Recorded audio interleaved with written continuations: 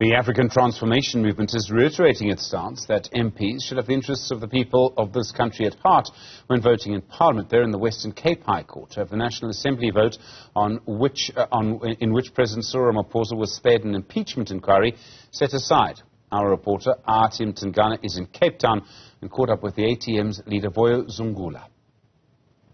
Let's bring in the applicants in this matter, and that being the African Transformation Movement, taking the Speaker to court in relation to not only what unfolded on the 13th of December, insofar as that independent panel report is concerned.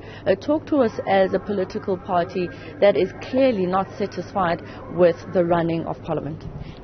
Two things, Athi. The first one is that members of Parliament, when they take an oath to represent the people. There is even a constitutional court ruling to that regard, that when members vote, they need to vote in accordance to their conscience, and they need to vote having the interests of the people at heart. Now, we know that leading to that vote on that particular day, there was instructions from senior members of the ANC as to how to vote.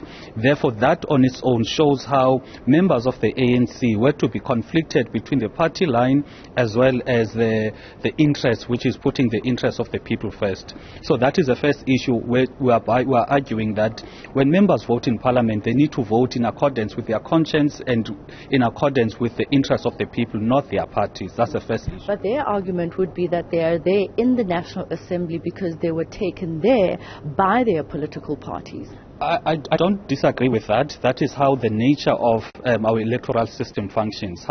However, when they take an oath to be faithful and loyal to the people of our country, not to be loyal to their political parties. So what we're arguing is that in practice, members of Parliament must act in the best interests of the country, not of the party. And that is what we saw in December, that members of Parliament from the ANC were threatened to toe the party line, and there were further threats of discipline, or even in fact informed that the ones who did opposite to that were going to be disciplined. That's the first issue.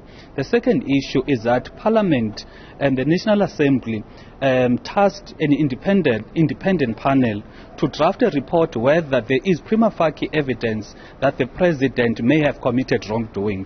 Now, an independent panel, it is a panel that is outside of the political dynamics of our country. So when they are independent, it means they are looking at the law, they are looking at every issue independently and objectively.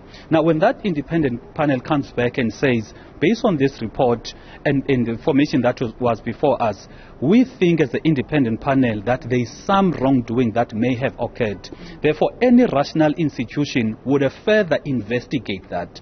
Now, this is at the backdrop of the Nkandla judgment, where the justices there stated that Parliament had failed in its oversight mandate. And we'll recall that the President is elected by Parliament. The President accounts to Parliament, meaning the conduct of the President has to be investigated by Parliament. Therefore, if the Parliament now, having the benefit of an independent panel report, and the Parliament refuses to investigate, in our view, Parliament has failed in its constitutional mandate. That is why we seek the court to intervene on the matter. Right. Thank you so much for your time, Vuyo Zungula, the ATM's president, out here at the Western Cape High Court.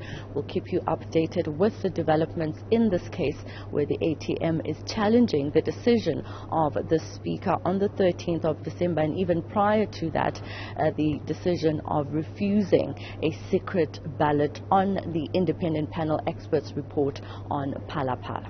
For Newzroom Afrika on Channel 405, I'm Athi Mtongana in Cape Town.